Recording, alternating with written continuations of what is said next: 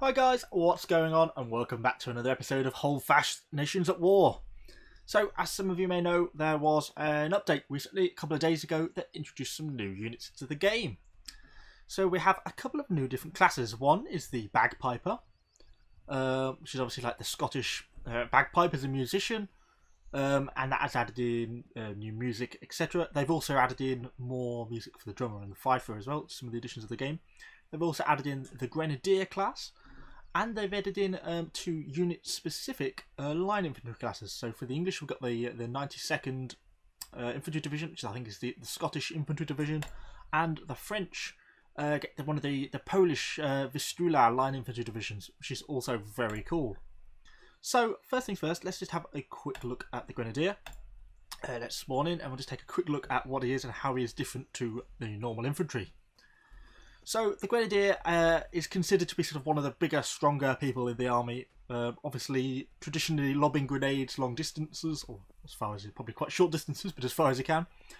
So in that respect, they have made him basically have strong melee abilities. His bayonet stab is increased and more powerful than any other unit, so you can sort of look at potentially getting one-hit kills. They have threatened in the future to look at introducing grenades, which will sort of have a short distance, be controlled by fuses, and they say that it's not going to have massive area effect. They don't want, taking out whole columns of line infantry. Oh, I think I can hear some bagpipes in the distance. So that's something that could be interesting. I think they're putting it to a public poll. So that's something that we may look forward and expect to see in the future. And as I say, yes, so they also introduced bagpipes into the game as a different unit they've brought in, which you can hear playing away in the distance. Oh, I think we're taking quite a bit of fire here. Should be able to hear the bagpipes, hopefully. It's quite a cool addition, and obviously they've got a whole range of songs which they've introduced as well. So we'll just move up quickly. I don't want this to be sort of a super long video or anything. That's not my plan. Can we see any of those windows? Doesn't look like it. Nice if I can get into some close quarters combat. That's what I want to try and do. Oh, there's... oh, he's dead. That's what he is. That's one of the 92nd Infantry Division people in the Scottish Infantry with this. I'm not going to do a very good job here of demonstrating the bayonet ability because I'm not very good with the bayonet. But that's the general idea. Oh! I got stabbed through the chest. So yes, let's have a quick look at the line infantry, the different classes. That's what I wanted to show you guys. So yes, oops, how do we do that?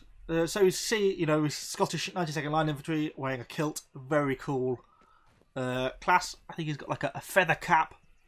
Unfortunately, my historical knowledge of these units is not great, so I can't really tell you a lot about them as a division. But they certainly look very cool. Equipped with the musket, they're exactly the same as the normal line infantry. It's just sort of a uniform difference. I think that's something they want to introduce going forwards. It's sort of a wide range of different historical units to the game. It's just something that's very cool. That's something to look forward to. We've also got on the French side either the Polish Vistula Division. As you can see, it's got a mightily long bayonet. And again, it's different divisions, different uniforms. They act exactly the same as the traditional French line infantry.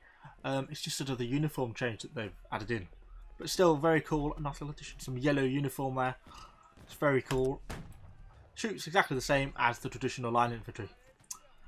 So finally, we should just have a quick look at the... Oh, there's no bagpipers left, so I can't show you the bagpiper. But rest assured, the bagpiper plays in exactly the same way as all the traditional musicians. It's just got a wider range of different songs to play, I guess. And they have introduced a couple more songs for the French and the English for the other flute player and violin player as well. So that's a nice addition. They've also introduced some new maps, and they have changed the blocking mechanics, which actually is quite significant. I've not actually tried this out yet, but you can see compared to the old game, this is much more like traditional Mount and Blade. This is so the ability to block a stab, quickly swipe down, swipe to the left, swipe to the right, swipe up, is a lot quicker than it was on the traditional game before they introduced these melee increases. And that's good, because that's one of the biggest failings I've always found with this game is the way melee works tends to be a bit laggy, a bit slow. You can't really block. You can only everyone just tries to stab each other. Now it's quite nice that you actually can quite quickly react and stand a chance of blocking a bayonet stab. So that's good. That's a nice addition. We'll actually have to try that out, and I'll perhaps try and make a video about trying to block different attacks. So it's just a quick video. I hope you like that. Just a little bit of an update on the different units. They've also introduced some new maps into the game. Some specifically designed for sort of pitched line battles, making a bit of an easier terrain to operate over.